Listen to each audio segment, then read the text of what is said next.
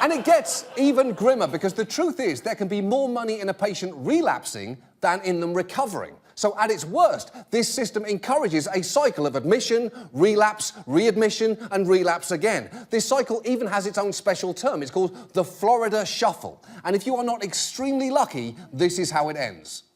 In the Florida Shuffle, you go in and out of recovery, in and out of rehab centers, in and out of sober homes, milking the individual for their insurance until that person dies. Yeah, the Florida Shuffle turns out to be horrific and not, as I'd assumed, a party where everyone throws their keys in a bowl and gets to go home and fuck their neighbour's alligator.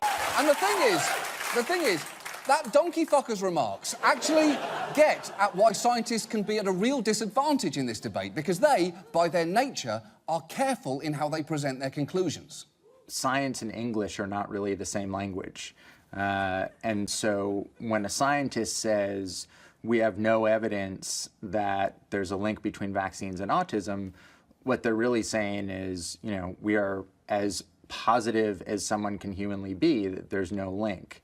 And one thing that I sometimes do when I'm talking to parents is say, I'm as confident that there's no link between vaccines and autism as I am that if I was going to walk off this building that I would not be able to fly. Right. And that is about as clear as you can be. And for the record, if your doctor does believe they can fly, run, because they are either crazy or they are R. Kelly. And if your paediatrician is R. Kelly, vaccines are actually the least of your problems there.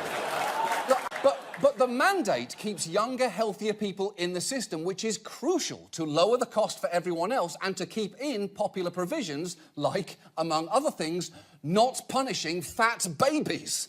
The Republican solution is to make it really painful for you to get insurance again if you drop it at any point for any reason. They use the positive-sounding term continuous coverage incentive. But it has to involve some kind of penalty, maybe a higher premium or even denial of coverage. And they are not keen to talk about details there. Remember the placeholder from earlier?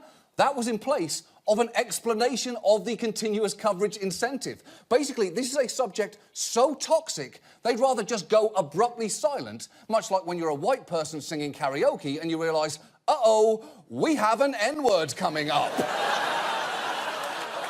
So, and if you are thinking that Breitbart went out of their way to ask a challenging question, think again.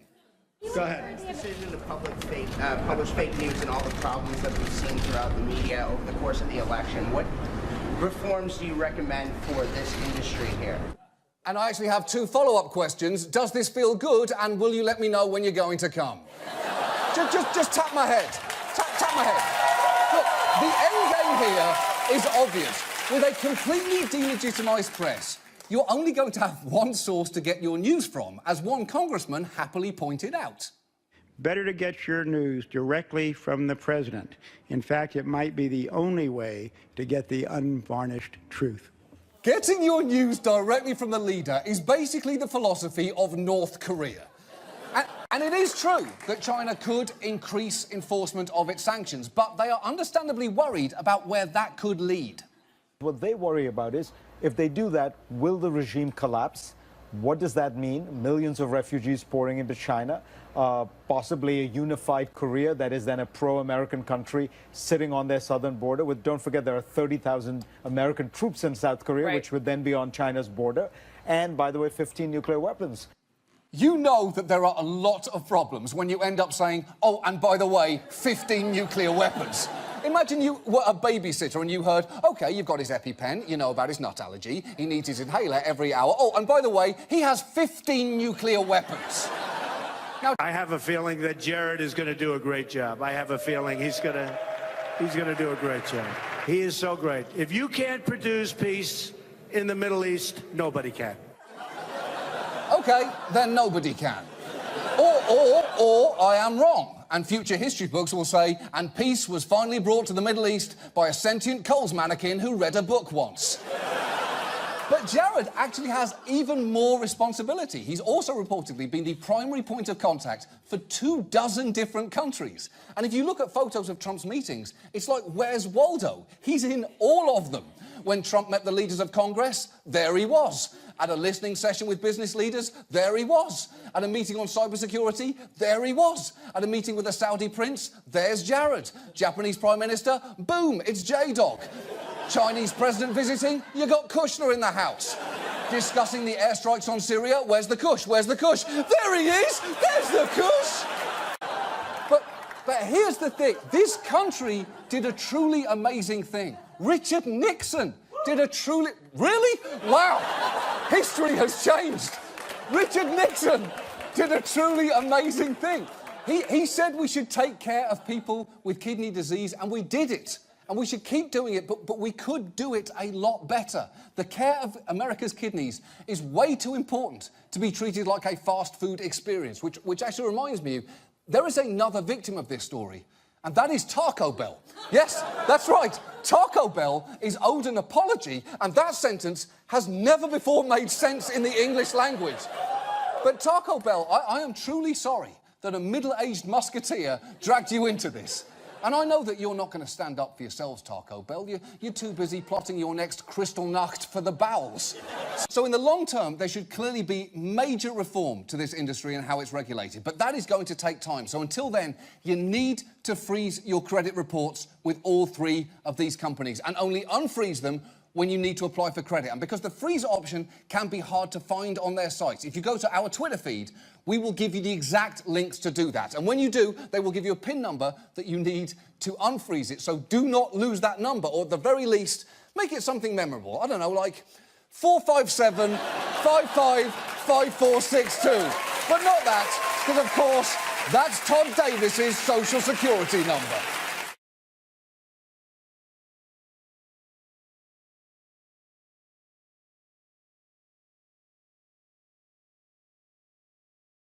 This is the first major accident I've ever had in one of my coal mines in 20 years of being in existence.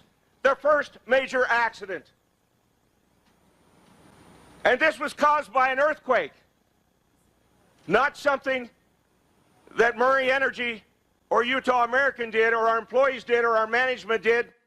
So here is the interesting thing about that. To this day, Murray says that the evidence proves he was correct that an earthquake caused the collapse. But that was decidedly not the conclusion of the government's investigation, which found it was caused by unauthorized mining practices, and there was no evidence that a naturally occurring earthquake caused the collapse. Murray does not want us talking about the accident, saying it was an incredibly difficult time for the families. And though he admits that he was unable to satisfy the expectations of the family members, he says he showed them honesty, sincerity, and compassion throughout the crisis.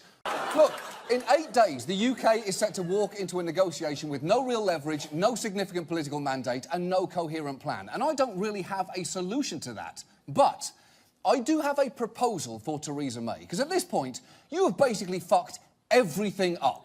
And your only real chance here is to utilise the element of surprise. So how about, instead of sending a career negotiator, why not send someone that there is no way they would expect? I'm talking about someone bold, unafraid to call it how it is, someone with a firm, leather-clad grasp of the issues, someone with a bucket list of demands and an honest, slightly muffled voice. That's right.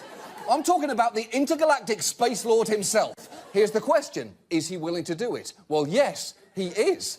And the reason I know that is we found him, contacted him, and actually flew him here to New York this morning. Now, he loves Vladimir Putin. Which, look at him. Look how happy he is there.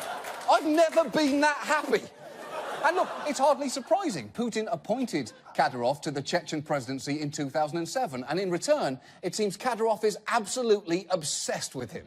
Just look at him wearing this T-shirt with Putin's face on it. And then look at him in this other Putin T-shirt, and then this other Putin T-shirt, and then in this Putin hoodie. All of these are on his Instagram, and we're not even nearly done yet, because here he is in another Putin T-shirt, standing next to his friend in yet another Putin T-shirt.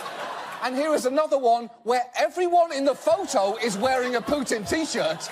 And by the way, you just know that Kadyrov is looking over at his friend's sick green Putin T-shirt and thinking, I am so borrowing that. Now, tactics like the ones that man described are illegal, but Debt buyers have been caught operating in flagrant disregard for the law. Just look at William Scott and Associates. Federal prosecutors allege in a criminal trial that will start next month that they lied to debtors, telling them they were part of a government task force set up to investigate fraud, and using this letterhead featuring a clip art image of Scales and the logo of, for some reason, the State Department. And they even gave their employees aliases like Senior Investigator Ace Rogers and Joe Steele, which sound like the stage names of understudy Chippendales. Sorry, Ace. Sorry, Joe. Everyone's here again tonight. Please put your shirts on and leave.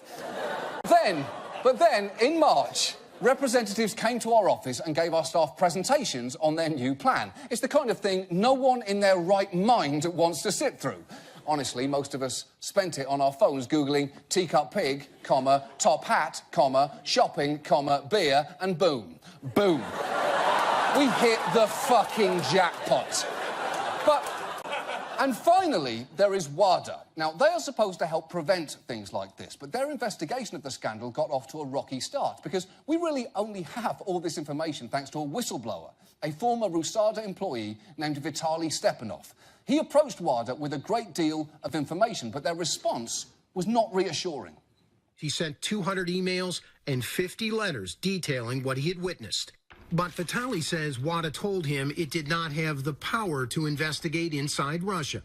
Now, that is true. At that point, WADA didn't have the explicit authority, but that's a bit weird in and of itself. You don't want the Global Anti-Drug Agency to basically have the authority of mall cops. Hey, thief, stop or I'll be forced to go straight to the food court and grumble about your behaviour into a bag of Wetzel's Pretzels Cinnabits. And it gives you a sense of how Donald Trump envisions himself. This is a dictatorship, and I'm the dictator. There's no voting, there's no jury. Dictator. No jury. Dictator. No jury. Oh, sure. It's funny now to hear him say he's a dictator as a voice in the background says slave to the master over and over again. But unless we're careful, by this time next year, that could be America's new national anthem. And here's the thing. It wasn't even the most devastating part of Mr. Khan's speech. Have you ever been to Arlington Cemetery? Go look at the graves of brave patriots who died defending United States of America. You will see all faiths, genders, and ethnicities. You have sacrificed nothing and no one. Wow. That engendered in me a level of emotion that I did not think was possible after 16 months of this depressing campaign and 39 years on Earth as a British person. and that meant big changes. A local weekly, the Willamette Week, got their hands on a PowerPoint presentation for the Oregonian staff, outlining the fact reporters would be expected to meet a quota of 3 blog posts a day, and on any post of substance, they would have to post the first comment. And what better way to win the trust of your readers than posting first underneath your own article? So just look at Arlene Jones. She went into a Chicago dealership trusting that they would help her. When she first got to the Quick Auto lot, she told the salesman she had an upper limit on price. I told him, I said, I can't afford no car over $3,000. She says he was very reassuring. Like, don't worry about it. He said, you can handle it. In the end, Arlene borrowed $8,600 at 24.9% interest over 3 years. How much money did you... If she had paid off the loan, she would have spent more than $13,000 on a car that was only worth about $3,000. Holy shit! That is outrageous. The only way it's acceptable to sell someone a $3,000 car for $13,000 is if you slip a mint condition X-Men issue 1 into the glove compartment. At that point, you're being generous. But now, that school received more than $5 million in taxpayer money the same year that this story emerged. By day, the Harambee Institute Charter School looks like any other, educating some 450 students from kindergarten through 8th grade. But by night, The cafeteria turns into Club Damani, a bar that authorities say is unlicensed and illegal.